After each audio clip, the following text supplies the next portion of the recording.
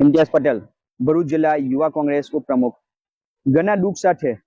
ભરૂચ જિલ્લાની જે પ્રજાની વેદના છે તેને વિડીયો સંદેશ અને મીડિયાના મારફતથી ભરૂચ જિલ્લાના ઊંઘતા વહીવટી પ્રશાસન સુધી પહોંચાડવાનો ફરી એકવાર પ્રયાસ કરી રહ્યો છું. ભરૂચ જિલ્લામાં અનેક પ્રકારના ભ્રષ્ટાચારો એક પછી એક બહાર આવી રહ્યા છે. ત્યારે તેવા સમયે વાગરા તાલુકામાં પણ રોડ ભ્રષ્ટાચાર બહાર આવ્યો હોય એવું જણાઈ આવ્યું છે. વાગરા તાલુકામાં આવેલ વસ્તી ખંડાલી ગામથી લઈને વાગરા સુધીના મુખ્ય રોડનું નવનિર્માણ જે છેલ્લા 6 મહિના પૂર્વે કરવામાં આવ્યું હતું, એ રોડમાં કોન્ટ્રાક્ટર દ્વારા કે પછી સરકારી બાબુઓ દ્વારા મિલીભગત કરીને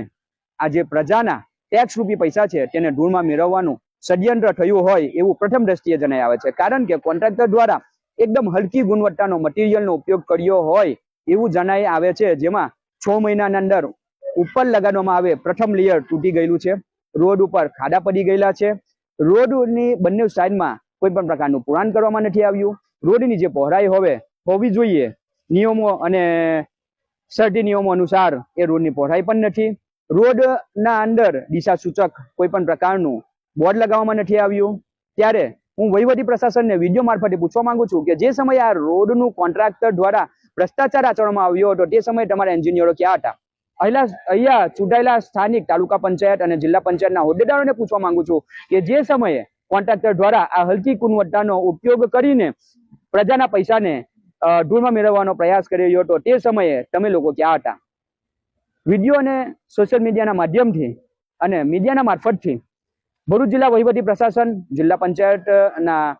જિલ્લા કક્ષાના અધિકારી, તાલુકા કક્ષાના અધિકારીઓને વિનંતી કરી રહ્યો છું કે આવનાર દિવસ 7ના અંદર આ રોડનું જે નવનિર્માણ કરવામાં ભ્રષ્ટાચાર આચરવામાં આવ્યો છે તેની ઉચ્ચ સ્તરીય તપાસ કરવામાં આવે અને જરૂરી જણાય તો વિજિલન્સની તપાસ કરવામાં આવે અને જે પણ દોષી આમાં જણાઈ આવે તેમના સામે કડક પગલાં ભરવામાં આવે અને જરૂરી જણાય તો કોન્ટ્રાક્ટરને બ્લેકલિસ્ટ કરવામાં આવે અને આવનાર દિવસ 7માં આ રોડના